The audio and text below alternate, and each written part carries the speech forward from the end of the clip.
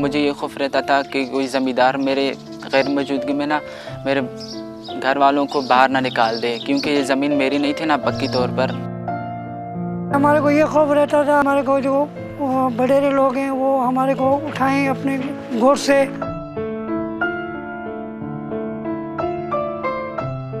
For centuries, South Asia has enjoyed an agriculture-based economy with a largely rural population. Among other South Asian countries, Pakistan also has agriculture as the pillar of its economy, and land has always enjoyed a strategic and social importance. However, a majority of people across Pakistan are tenants, living with various categories of tenancies. But they do not enjoy any legal right to the land they have occupied and cultivated for years. This is how it has been for centuries, and a change of this system is impossible for these tenants, who have little or no option but to continue in the same way. Many have been born and bred in this system and would not dare to challenge the social order. Life goes on for these vulnerable people. It was against this backdrop that the unprecedented floods hit Pakistan in 2010. That forced millions to displace. In Sindh alone, 7 million were affected and 1.5 million were rendered homeless. Their livelihoods destroyed. Raging waters that swept across these districts destroyed the crops, flooding more than 2.5 acres of agricultural land. Among the districts in Sindh that were the most affected were Kambar Shahdadkot and Shikarpur, where the local communities are heavily dependent on their crop-laden land. The majority are tenants without any type of land ownership. The land they work on and the houses that they live in do not belong to them.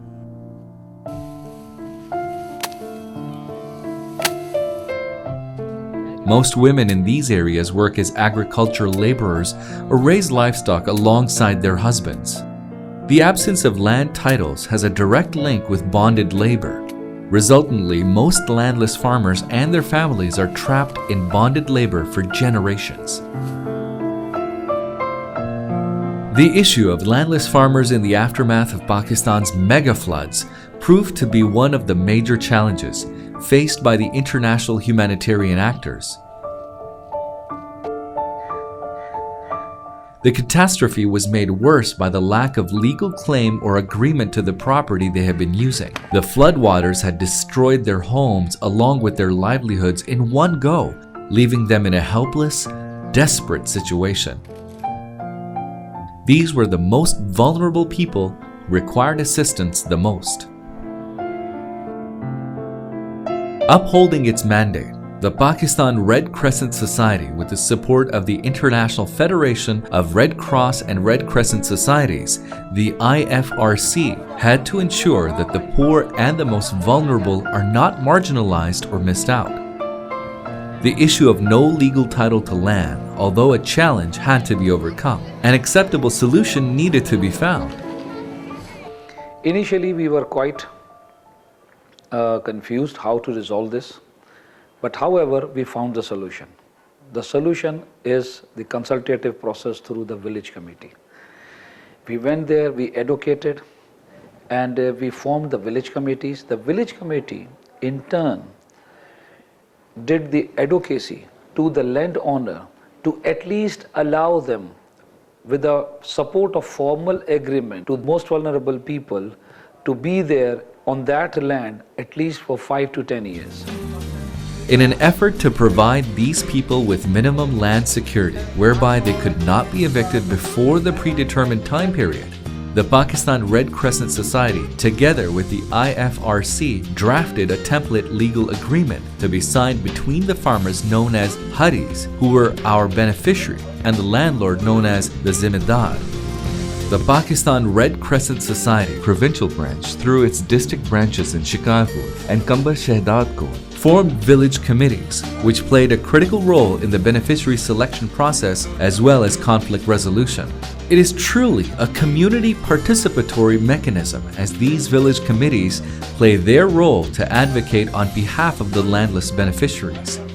The Pakistan Red Crescent Society and IFRC staff and volunteers, together with these village committees, embarked on a mission that was the best option available in the present context in Pakistan. The mission to persuade the landlords to sign a legal agreement granting occupancy rights for a minimum period of 5 years. We have discussed with the village committee. We started negotiation with the landlord. Then finally, the landlord agreed to provide the land to construct shelter for the beneficiary. हम लोगों ने एक committee बनाई, ज़मींदार के पास हम चले गए, इलाल अमर वाले भी उसमें शामिल थे। हमारे लिए एक बड़ा चैलेंज भी था, ज़मींदार को कैसे मनाएं। अल्लाह की मेहरबानी से ज़मींदार कायल हो गया, सब खुश हैं, सबके घर बन रहे हैं।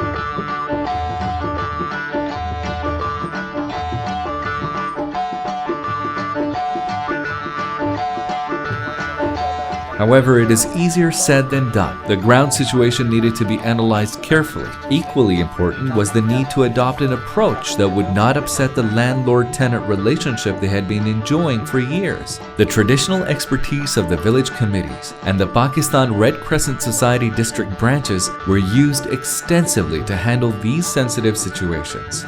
Finally, months of advocacy and hard work pays off. The landlord and farmers come to one table. The legal agreement is signed, witnessed by the community. इस एग्रीमेंट के मुताबिक हमें 5 साल तक कोई अभी नहीं उठा सकेगा। शुक्र करेगा वरी लाल उमर का, वरी हम नवाजो बार बच्चों कुरान शरीफ पढ़ेगा, हमारा शुक्र अदा करेगा। अब हमें कोई डर नहीं है। अब उन्होंने ये दस्तावेज लिख के दिए 5 साल के लिए, हमारा मकान बन गया है, हमारे बच्चे भी बहुत खुश हैं। कम असां जो थियो माना यो 70-80 साल रहिया आहियूं यको असांखे भी टुकड़ो मिली वियो वसीयतनामे सां, असां भी उन्हनि जे बराबर हक़ शर माना आहियूं। हाणे हमें यहाँ से कोई नहीं उठा सकता 5 साल तक, और मैं रोज़गार के लिए या नौकरी के लिए कहीं भी शहर बेखौफ होकर जा सकता हूँ। 5 साल का अरसा बहुत है, इंशाल्लाह अच्छा कमा सकता हूँ और इस काबिल हो सकता हूँ अपनी ज़मीन ख़रीद सकूँ।